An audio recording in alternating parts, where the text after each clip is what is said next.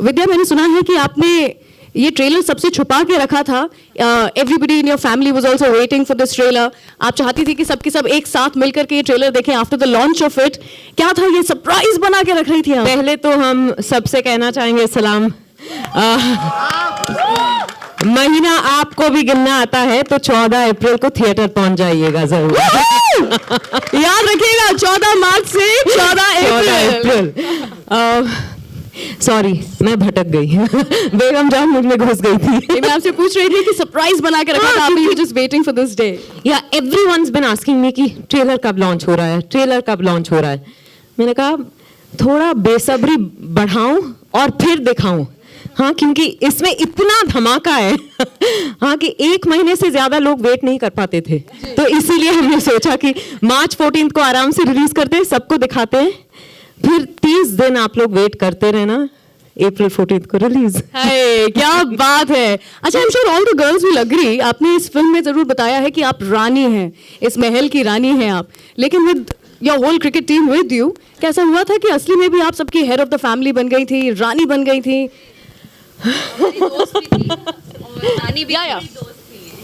हमारी दोस्त भी थी और हमारी रानी भी थी, और actually she is the queen of hearts. So yeah, thank you, we love her. But शुरुआत में ऐसा नहीं था? was nobody intimidated by her कि विद्या बालन के साथ काम करेंगे, डर लग रहा है? I have to tell you, sorry, I won't let you answer. When I entered the room for the first time, और सब जिस तरह से चिल्लाए, मैं intimidate हो गई थी. मैंने कहा कि oh my God, you know, and I saw them in action. So many talented actors in one room. Yeah. It was just incredible. It was unbelievable. So मैं intimidate हो गई थी. Oh my God, that's huge. Sorry, you were saying something. इला जी, मैं आपसे भी कुछ पूछना चाहूँगी. बताइए. So बहुत पुरानी बात है, ऐसे करना चाहूँगी मैं, कि शुरुआत की थी आपने मंडी के साथ में, मंडी फिल्म के साथ में, और वहाँ से लेकर के यहाँ तक, not the same subject but then still almost around the same this thing, आप कैरेक्टर, ऐसा नहीं लगता आपको सर्कल ऑफ लाइफ पूरा हुआ है? How do you feel about it? ये तो मैं नहीं कह सकती हूँ सर्कल ऑफ लाइफ पूरा हुआ. महेश जी दूसरी फिल्म नहीं देंगे. पर मंडी से लेकर के और बेगम जान तक की जो मेरी जर्नी है वो बहुत ही चैलेंजिंग रही है. फर्क मंडी और बेगम जान में ये है कि एक तो ऑडियंस बदलती है. ऑडियंस को ये देखना पड़ेगा कि औरतें कहाँ कहाँ से क्या क्या दिल में छुपा करके क्यों उस मुकाम तक जाती हैं. दूसरी बात ये कि जो श्रीजीत की फिल्म है और मंडी है, उस वक्त मैं धंधा करती थी, इस वक्त हम लोग सीनियर होके बैठे हैं. अब धंधा करवाते हैं, अब धंधा करवाते हैं. और सबसे बड़ी बात ये है कि ये इसमें बंटवारे को लेकर के वो जो लाइन है कि किस तरीके से एक लाइन घर को बांटती चली जाती है, वो इसकी एक सारी औरतों में आपने कहा कि हाथ में हुक्का और आंखों में शैतानी पर कोमल से दिखने वाली ये है मर्दानी. जो मर्दान की औरत की इस फिल्म में आई है, हमारी में सिर्फ नजाकत थी, कोटे थे, झनकार थे. ये कुछ और है, ये कुछ और है. And I am proud to be associated with Srijit and Mahesh ji. और दूसरी बात ये, एक गायिका के हिसाब से मुझे दुख तो बहुत लगता है कि ऐसा रोल मुझे मिला है जिसमें कहा कि अच्छा गाना सुनो, गाना मत.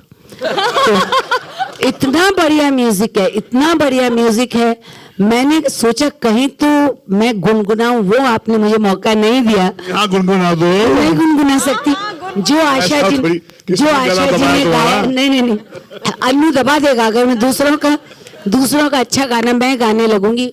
Beautiful music. सो आप लोग जरूर आए, 1 महीना गिनिए कि बेगम जान क्या क्या लेकर आ रही हैं. शुक्रिया. क्या बात है, वाह, ब्यूटीफुल. एक और बार मैं I would like to ask the girls. हाँ, सच, और ये बात सच है. They were actually absolute sweethearts, all of them.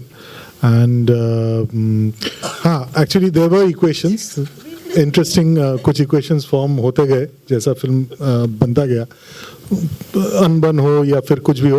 But all those equations, like in real life also, when the cause was making a film against a schizophrenic weather, shooting in inhuman conditions for 32 days at a stretch. सांप बिच्छू भी होते थे मेरे साथ. सांप बिच्छू and all that. all that. मतलब ये तो छोटी बात है. all the possible hardships which can come. So उन हालात में like the way these guys, these girls and everyone, they rallied together, given the differences in real, which is what makes the film so special. Yeah. Because you see all of that in the film also. In the film, you will see characters which have differences with some other characters.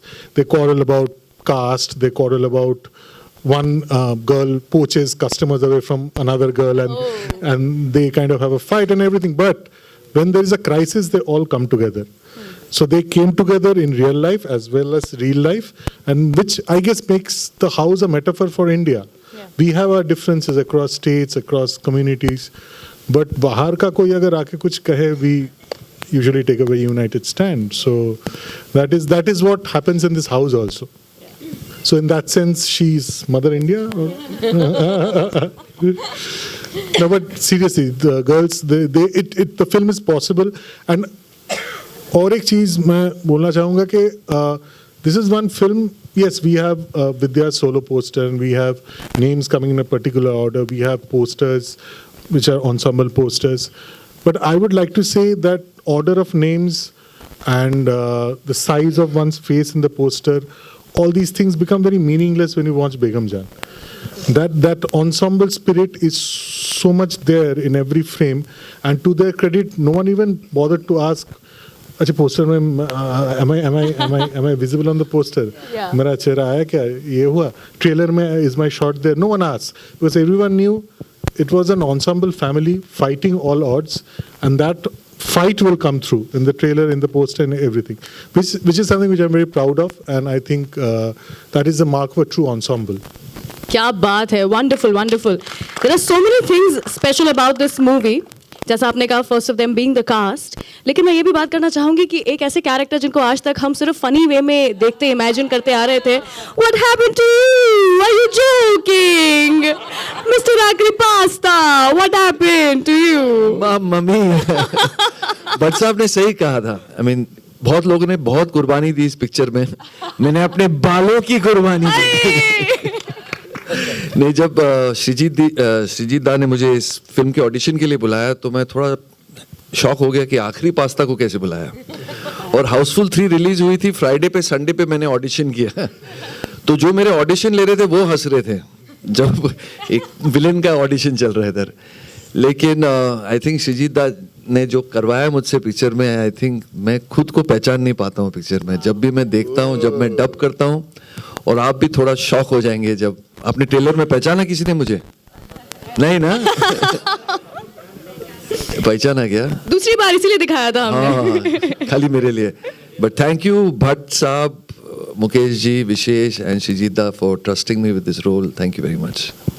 Most welcome. Thank you so much. आखिरी सवाल मैं पूछना चाहूंगी रजित जी आपसे. Last एकदम तोड़ फोड़ हिला देने वाला जो डायलॉग है वो आप ही के सामने देती हैं बेगम जान हमारी. कैसा लगा आपको, मतलब वो डायलॉग खाना? ऐसा उस समय नहीं लगा था हाय मतलब सच में ये तो लाल लाल करके चली गई? मजा आया ना, इतनी सारी खूबसूरत कलियों के बीच कांटे होने चाहिए ना.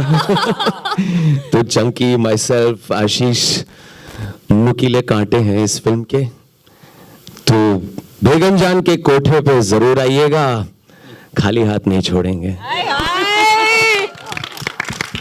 वाह. और घसीटेंगे, ये इनकी खासियत है.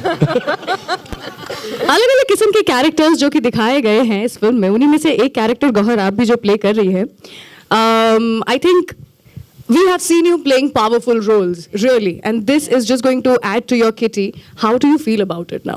And you don't look like a person who will look like that on screen, but then you surprise us each and every time. So please tell us. Thank you so much. Yeah, but yes, I've played roles, but this is a dream. This is a dream which was possible because there are geniuses in the world called Srijit Mukherjee sir, जिन्हें मैं सृजित sir बुलाती हूँ, जिन्होंने विश्वास रखा कि मैं जब वो लिख रहे थे Rubina, he had me in mind. That's amazing, but it came true because thank God that conversation happened between Srijit sir and Vidya that अच्छा गौहर को, and then I got a message from Vidya and I was just like, मैंने सबसे बड़ा अगर जिंदगी में कभी of course लिखा होगा एक मैसेज पे, शायद वो ही होगा. It was of course. So like I'm going to do any auditions, any number of things for this role. And I have nothing to do in it. I'm just grateful that it came to me. And I hope and pray, inshallah, that I've done justice to playing Rubina and to being Begum Ki Jaan. Hey.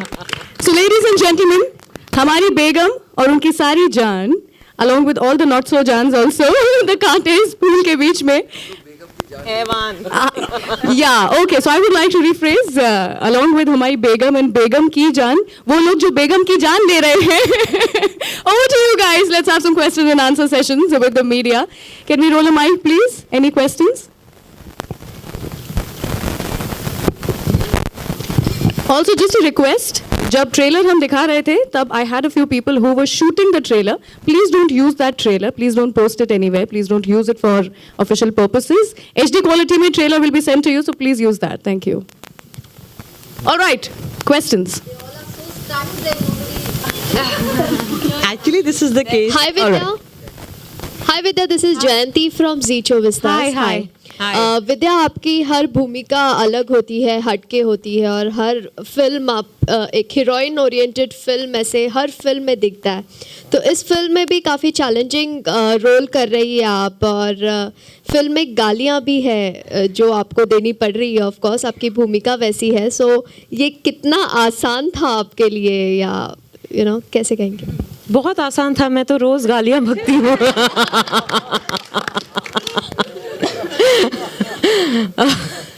नहीं, मैं गालियां नहीं बकती, पर अंदर बकती है. शायद यहाँ तो पहले मरतबा बाहर बकी. हाँ, भड़ास निकाल ली मैंने इस फिल्म में. जो हर बार मेरे दिमाग में कभी गाली चलती है और मैं बक नहीं पाती. इस फिल्म में श्रीजीत ने मुझे छूट दे दी. कभी कभी किसी दूसरे का लाइन चल रहा होता, मुझे कोई लाइन, मेरा अगर कोई लाइन नहीं होता शॉर्ट में, तो मैं बीच में गाली बक देती. नहीं, पर जोक्स अपार्ट, आई थिंक ये जहाँ से आती हैं, जिस तरह का माहौल है, वो गालियाँ बहुत आसानी से बकती हैं. सारी की सारी लड़कियाँ, कोई बड़ी बात नहीं है. तो when I was playing the role, I didn't think कि अच्छा मैं गाली कैसे बकूं, because you can't be बेगम जान and be, मैं शायराना उर्दू नहीं बोल सकती.